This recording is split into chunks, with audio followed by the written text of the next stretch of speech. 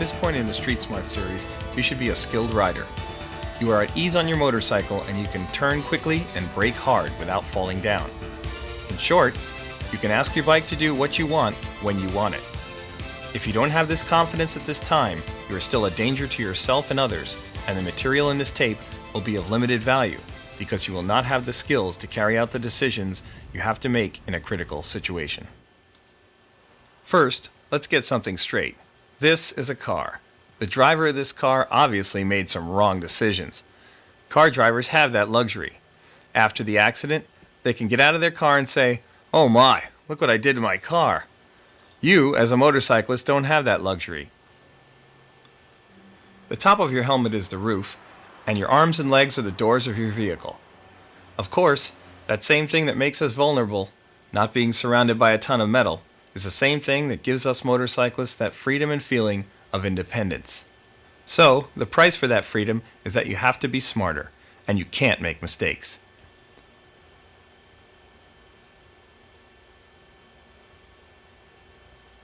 So, if you don't do it right, you can end up dead.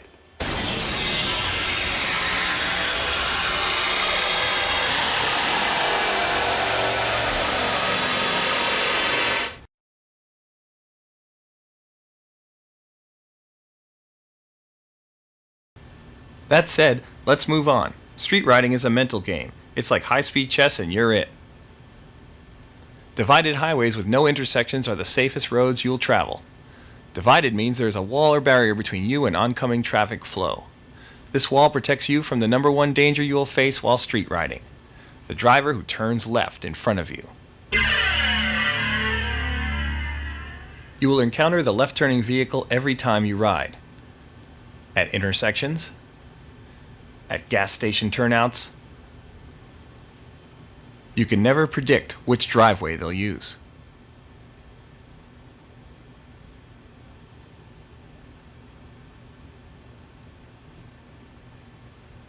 Sometimes they'll even turn at spots you never expected. The trick is to expect the unexpected. Imagine that you are in the middle of a clock and you're always headed at 12 o'clock. It is a way to keep your attention focused at the danger zones you will encounter. It is the same way fighter pilots map out where the bandits are. At intersections, you're on full alert. Slow down to 25 miles per hour before you get to the intersection. Position the bike away from the car.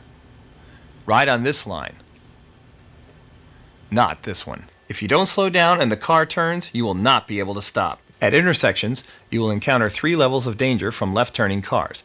Level 1, the least dangerous, is the stationary car with the wheels pointed straight ahead. Level 2 is the stationary car with wheels already turned in the direction of the turn. And the most dangerous, Level 3, is the car that is moving. The moving car is the most dangerous because it can cross your path much faster than the other 2. That's fast. Let's take a closer look. The Level 1 car takes a full 3 seconds to cut you off.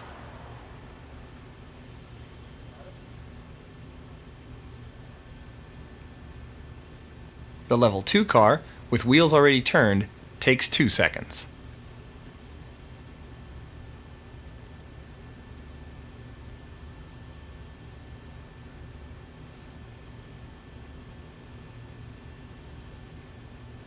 And the moving car, in this case, only 1.5 seconds to cross your path.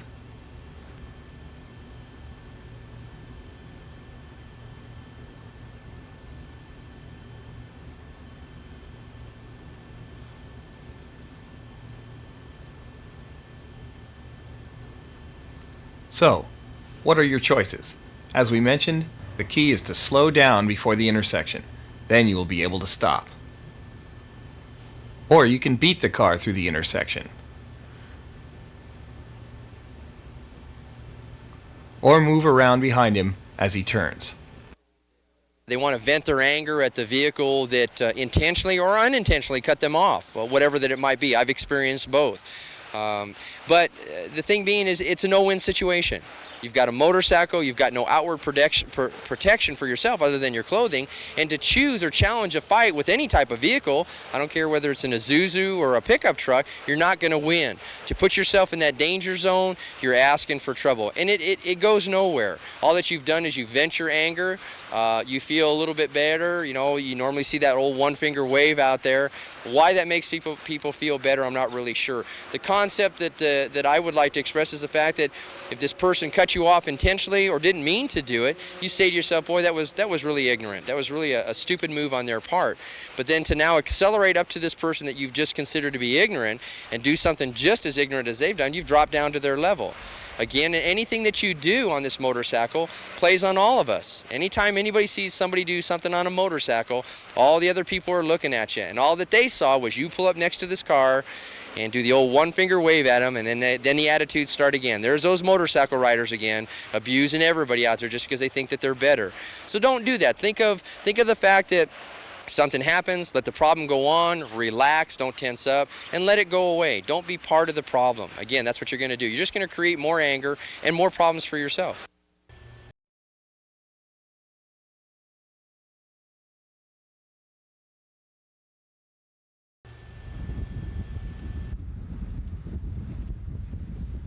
As you approach busy intersections, it's sometimes a good idea to start to apply a small degree of drag on the front brake, just as you arrive. That way, if you do have to stop, you're already beginning to stop. As you move past the point of no return, that point where you are committed to going through the intersection, you release the drag on the front brake and are ready to accelerate hard if a car turns in front of you.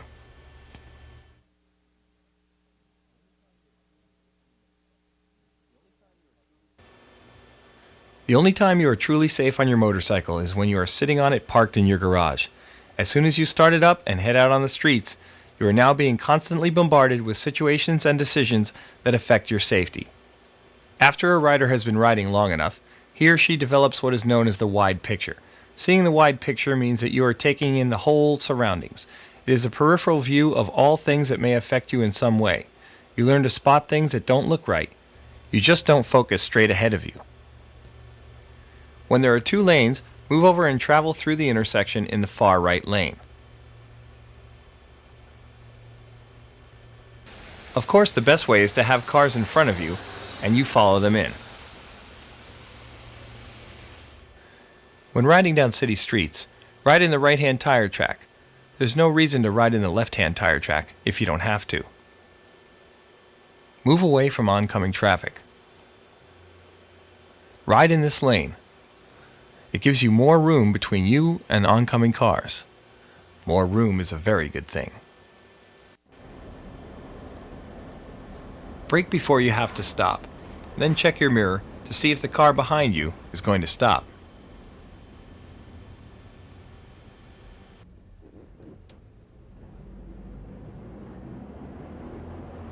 Yes, it's a great suggestion if you have the opportunity, which most street riders will have the opportunity, to give the person behind you, whether it's the other motorcycle rider, the car person behind you, the truck, the Kenworth driver, the garbage truck guy driving the garbage truck, the little blue-haired old lady that might be behind you, the old guy in the fedora, give them an indication what it is you're going to do. Put on that turn signal and then apply the brakes way before you actually need to do it. Catch their attention. You know, maybe brake at mid-block. You're not really going to apply the brakes to slow down, but apply the brakes so that brake light comes on, give them an indication what it is that's going to happen, and then pay attention, see how they're reacting to it. If you don't get any reaction at all, you might want to try it again. If you still get no reaction, two choices. Don't make the turn where you plan on making the turn, or accelerate, give yourself some lead time, get into that turn, and get out of it as quick as you can, because this person, no matter what you do, you're not going to wake them up. So you got two choices. I would recommend, depending on the situation, to maybe pick another spot. But if you have the opportunity, you have enough lead time, accelerate away from the problem that might be behind you, get into your turn, get out of your turn, you should be fine. All intersections must be cleared. That is to say, you don't proceed until you are sure that oncoming traffic will not cross your path. The same is true for stop signs. You stop, wait, and clear the intersection.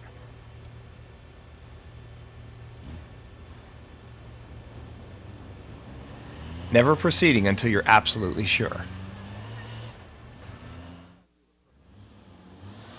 Sometimes you'll approach an intersection just as a fast-moving car is coming from the opposite direction. You don't know if the car is going to turn or not. You move over and slow down, practicing broken rhythm.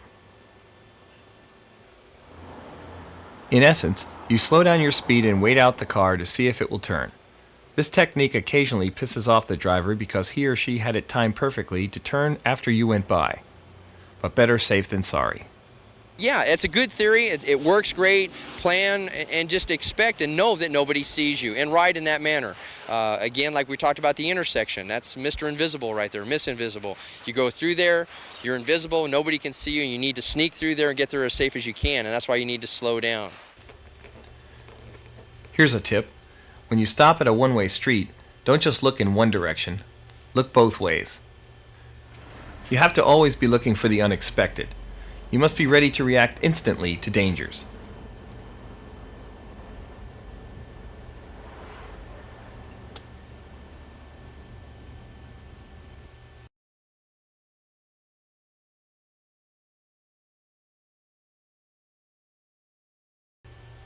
Sometimes cars will crash, and that will cause you to have to react.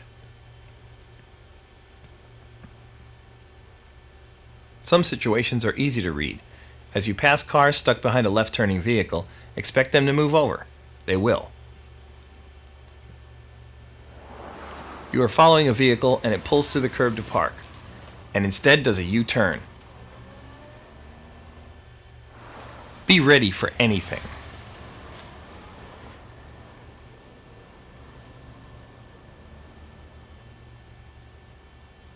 I ride along every minute, every second of my enforcement riding to and from home, and while I'm on duty, I ride around going through my mind that any second now I'm going to get hit. And every car that passes by me, every car that I pass by, I anticipate that this person is going to do something not out of meanness, not out of spite, not out of even really wanting to do it, but out of a mistake, is going to cut right in front of me, and I'm looking for my exits, my safety zones, or whatever I need to do. I mean, in case they do what I think they're going to do, I need a place to get out of it. So anticipation is a big part of it. Anticipation is the key to riding a motorcycle, to expect the unexpected and believe that it's going to happen right now.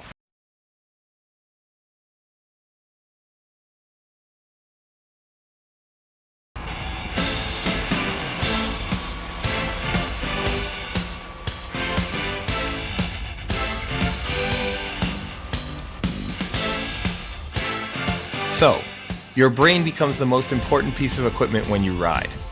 Not your trick brakes, not your sticky tires. It's your brain that will keep you out of trouble.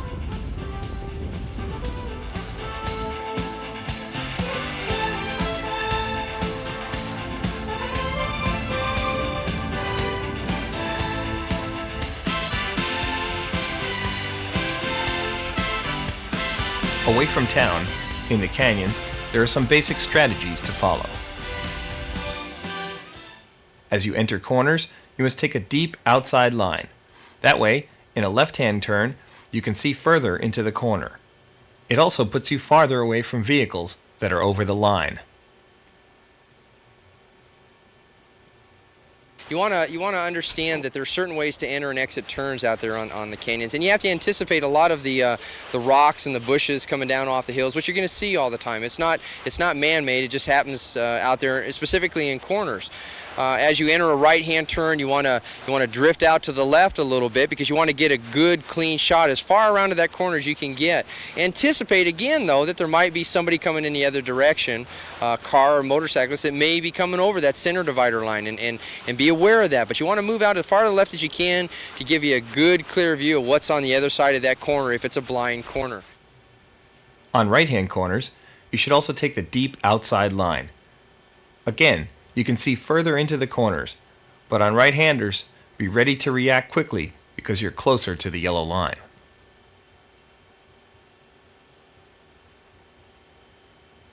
If you take an inside line and you're going too fast, that line will make you drift wide at the exit of the turn. Here are the lines again. Outside and deep,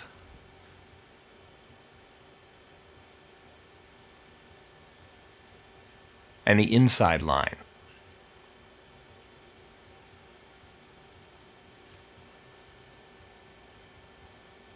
Again, the deep outside line lets you see dangers like stopped vehicles sooner.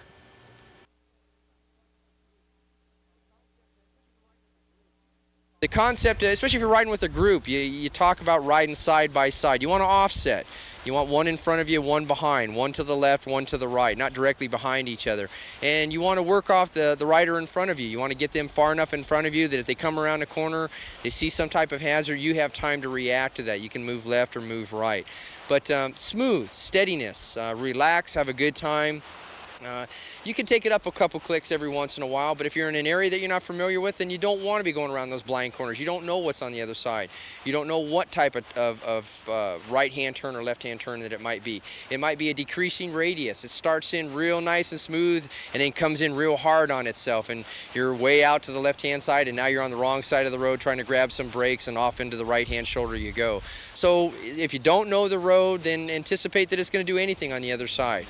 But be smooth on the throttle, be easy on the brakes, look for those rocks, that gravel, that dirt, or anything that might be in the roadway, because those are the things that you're going to lose traction, especially if you're hard accelerating or hard braking, and that's the kind of stuff that's going to put you down on the asphalt.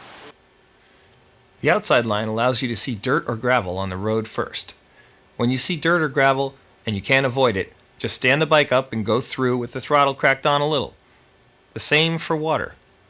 Just stand the bike up and drive on through. Don't freak out and slam on the brakes. It's only water.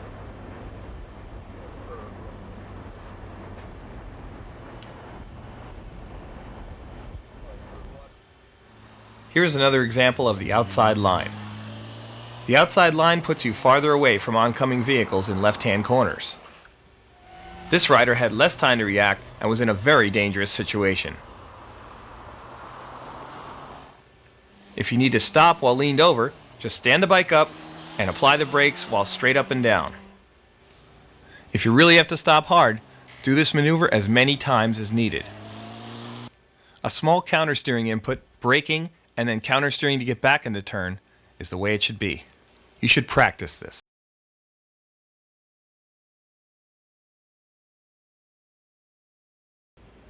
When in town, be careful when using those shared left turn lanes.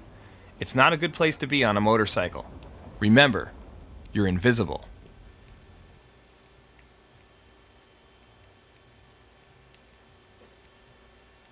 When stopped in a left-hand turn lane, it's easy for drivers to lose sight of you and mow you down.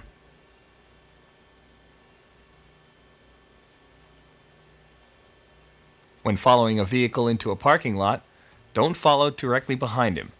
The vehicle could stop, leaving you hung out to dry. It's better to wait and let the vehicle go, then follow when you're sure there's room. Again, we don't recommend these shared lanes for obvious reasons. We can't go over every possible scenario you will encounter. Some of the things you'll see, we would never be able to dream up. You must always be ready, relaxed, and ready to react.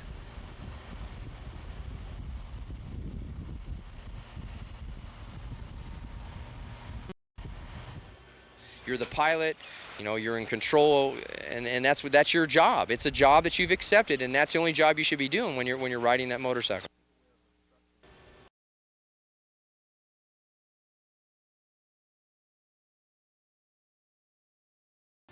Always keep aware of obstructions that may block other drivers' vision. Spot danger zones before you're in them. This one's easy. Slow down and anticipate that driver not seeing you. Here's another one. A line of cars stop for no apparent reason. You can't see the pedestrian through the truck. This would be a good time to be aware of who's behind you and if they're going to stop.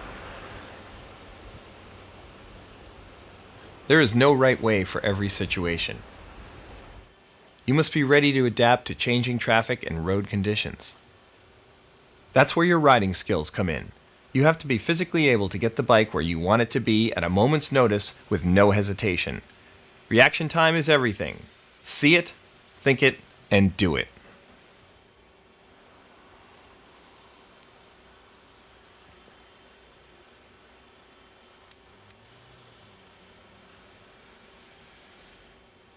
Another thing, when you stop, be aware of who is around you. This was a very nice gentleman. but we've heard of riders being attacked at intersections. But hey, we live in Los Angeles.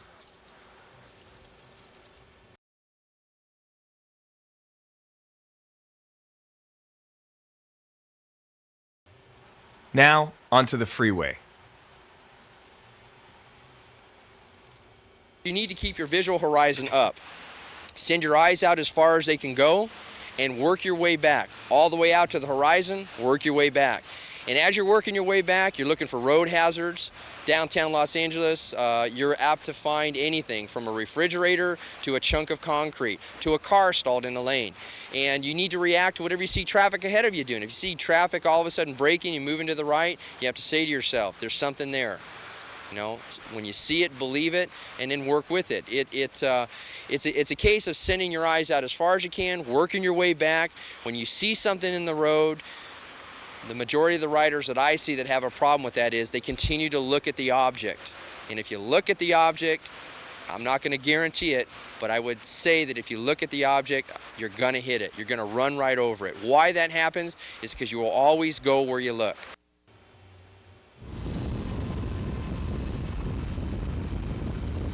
While riding on freeways, try to keep as much free space around you as possible. Ride in a manner that leaves you options. Don't get boxed in by other vehicles. Always be looking ahead for the path of least resistance.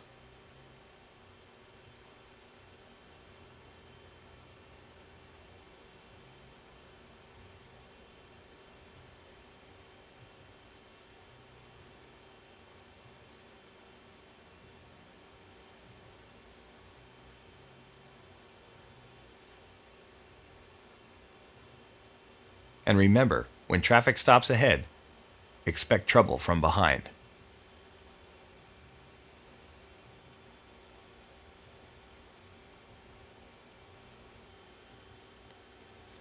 When changing lanes, don't cross over in a blind spot.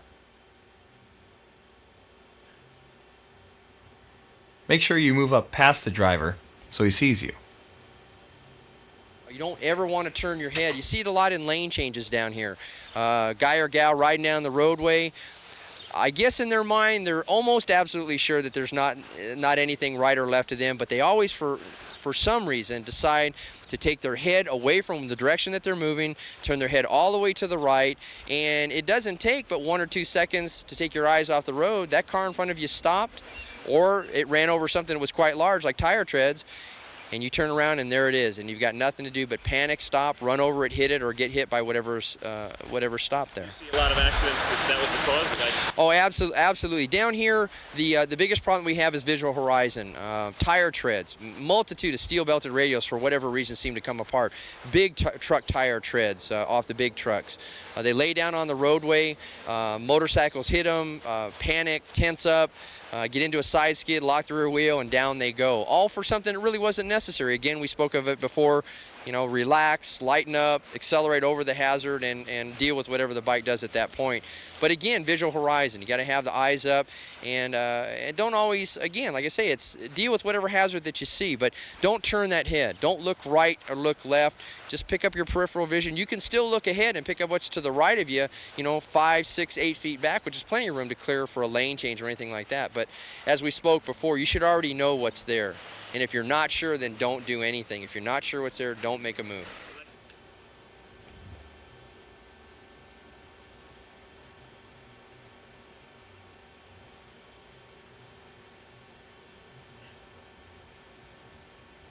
You always want to move away from on-ramps.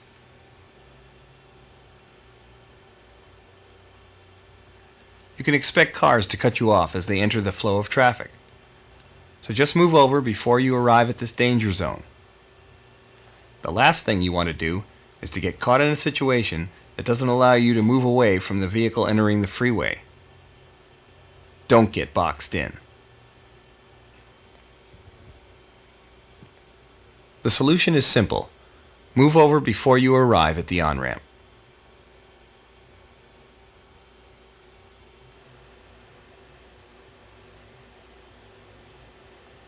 Again, we stress that you must position yourself to take advantage of available space.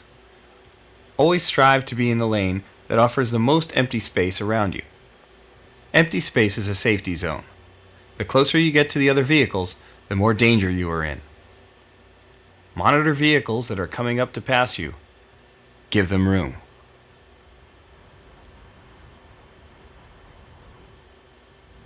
When changing lanes, remember, don't look all the way back. You turn back enough just to clear your lane, then make the change. You should also adjust your lane position as cars pass you. When two cars pass you simultaneously, take the middle of the lane. Split the difference. On certain days, I don't know if it's a full moon or what it is, but on certain days, you cannot get out of people's way. No matter what you do, whether it's a police motorcycle or whether it's my own personal motorcycle, it's as if you have a magnet to this bike. Every person seems to look right at you and turn right into you. And I honestly believe that you can go days and days of not having it happen to you, and then one day, it's just, again, like a magnet, and everybody seems to be doing it to you, cutting you off. And you get to the point after the third or fourth one, you think it's intentional because it's happening so often. But again, for 15 of my 18 years, I've been riding the enforcement bike down here in Los Angeles, and I have days that it's amazing to me that I don't get run over. The close calls that I have, a lot of it's luck. A lot of it's being just in the nick of time and just barely making it past that car, and a lot of it's training. More so the training to anticipate and just be far enough over to the left of the lane, far enough over to the right of the lane, that in case it happens, it gives you that little second, half second, nanosecond to see it coming and give yourself an out, accelerate or brake to get out of the way whatever's coming across. Be watchful of cars that have stopped ahead of you. Sometimes the car in front of you will block your vision. Don't let this happen to you. Well, in California, we don't have a law that says you cannot lane split. The way the vehicle code works is if it's not listed in the vehicle code, it's not against the law. They do not have a law that even deals with riding a motorcycle between cars on a freeway. They talk about straddling lanes, having your vehicle partially in one lane and partially in another lane. Down here in California or in California itself, it's not against the law to ride between cars. The big consideration and the big mistake that most of the riders make that I see is the fact that they go through the cars way too fast, not taking into consideration the lack of entry or exit that they have for themselves. There is no safety in or out. You've got a reduced roadway width. You've got vehicles that are staggered in different directions, and they just don't plan for the worst. I'm not exactly sure what's going through their mind. I know that in my own enforcement bike here, I only ride between cars when I have a call to get from point A to point B. When I'm in normal patrol or when I'm out riding my own personal bike, I barely ever split traffic. Unless traffic comes to a dead halt and stops, I'll stop in my lane. I'll look behind me to see if there's any motorcyclists coming up between those lanes. Just because I'm a motorcycle, I should anticipate somebody coming up in between there. And when I see that it's clear, I motor out in between the cars, and I usually run about 10, 15 miles an hour faster than the stopped traffic. So that puts me 15 miles an hour in between these stopped cars. As vehicles begin to move again, I just move over and occupy a space. The law doesn't say I have to do that, but I ride with an extreme level of cautiousness, and I don't ask for trouble. For those of you riders that want to continue between the cars, you have to keep in mind that there are laws in California that say that you always have to travel at a safe speed based on the conditions that exist. And the conditions that will exist at that time are going to be the traffic. And an officer may take a look at your situation and say, traffic's moving at 45 miles an hour, you're moving at 50 miles an hour. There's no reason for you to be out there, so the speed, in their impression, may be considered to be unsafe. In Los Angeles, there are a lot of cars. At rush hour, you can save much time by traveling between the lanes. At slow speeds, you should use the rear brake as an anchor. Try it. You'll find that it offers more control during low-speed maneuvers. But don't use it to stop quickly, only as an occasional drag to maneuver between the cars. But if you have to stop quickly, the front brake is the only way to go.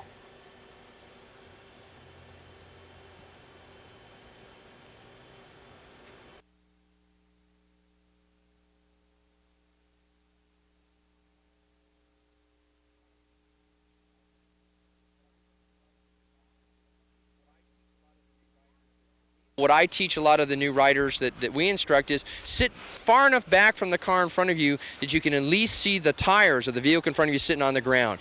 If you give them 10, 15 feet, people are not real good at judging distances. You could tell them one car length, but are you talking about a Kenworth, a Cadillac, or an Isuzu? What I say is if you can see the rear tires of the car sitting on the ground in front of you, you've got plenty of room to turn right or turn left to move out of the way of any hazard coming up behind you, or even coming from the right or to the left.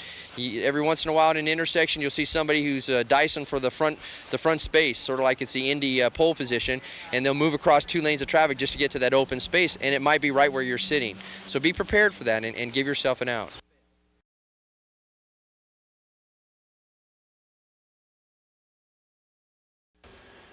When all else fails, you may find yourself about to impact a vehicle.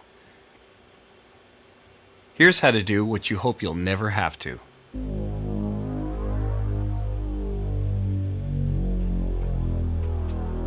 Hi, my name is Ron Broyles. I'm a professional stuntman, and I've done this maneuver countless times. I want to show you exactly how to get yourself clear in this situation. First thing you want to do is anticipate the impact of the vehicle. And when you do that, you know you're going to hit it and there's no way around it. First, remove your hands from the handlebars, put them on the gas tank, get in a position where you can use your feet to push off the vehicle and launch yourself above all of the vehicle that's going to impact with your body. In order to do that, you have to make sure that you get a really good anticipation of the impact and then launch, and that's the secret to clearing the vehicle. There's no way to practice for this maneuver. As a matter of fact, when I did it for the first time, I was scared. But if you just keep your head about you and you go about making the maneuvers happen the way you want them to, and in a situation like this, time slows down, so you really can keep your wits about you. And if you do everything correctly, you're going to end up probably walking away from this situation. Okay, now that we've got you off the bike flying through the air, let's see what we have to do to continue this thing. You're going to find yourself flying like Superman pretty much with your arms extended.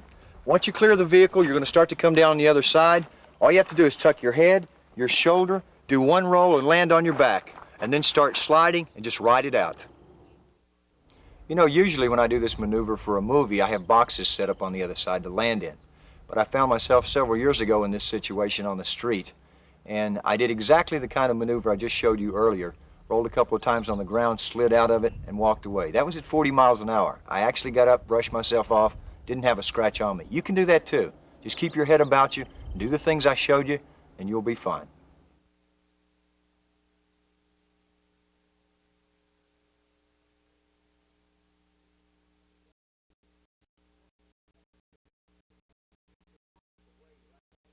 You know, if you're far enough away, there actually is an alternative to impacting the vehicle. That's to lay the motorcycle down. The way you do that is to lock up the rear wheel. Not the front, but the rear wheel. And when that slide begins, at the same time, throw your weight either to the left or to the right and turn the wheel in the same direction. That will cause the motorcycle to slide underneath you and away from you, and at the same time, you'll push off from your feet and clear yourself from the vehicle. Just slide out of it as we talked before, trying to stay on your back. What I just described to you is called the low side. And the most important thing to remember in the whole process is to keep that back brake locked up. Because if you don't, what will happen is the bike will right itself and flip you over on the high side. And that's not fun. The easiest way to do it is lock up that rear brake, swing it down on its left-hand side. The rear end of the bike's going to swing around to the right or to the left, depending on which way that you want to go. You're going to steer in that direction and just let the bike drop down on its left-hand side. You can practice that in dirt. You can see how it's going to feel when you lock up the rear brake, put a little impert to the front, and you'll notice that the rear end starts to swing out to one side or the other. So you lock up the rear and turn the wheel. Lock up the rear and turn. It's not going to take a whole lot of input, though. You don't want to turn it so abruptly, depending on how slow you go, that you end up kicking it sideways and having it flip you over the high side. So you want to lock it up and keep it locked up, and then as you turn to your left, you want to bring that thing down onto its low side and let it slide. You know, being a stuntman is all about managing fear and panic. And when you're out there on the street and find yourself in a dangerous situation, all you really have to do is go over this stuff in your head over and over and over again until it becomes part of your riding process, where you know exactly what's going to happen under those dangerous situations.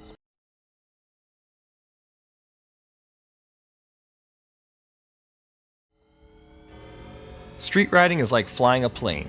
It's serious business. You are the pilot, and if you train yourself with the tactics and philosophies in this tape, you will find that in a dangerous situation, you'll fall back to this training. Every time you get on your bike and ride, run through these things in your mind. It will keep you sharp, it will keep you safe. Enjoy your ride and ride safe. And remember, race on the track, not on the street.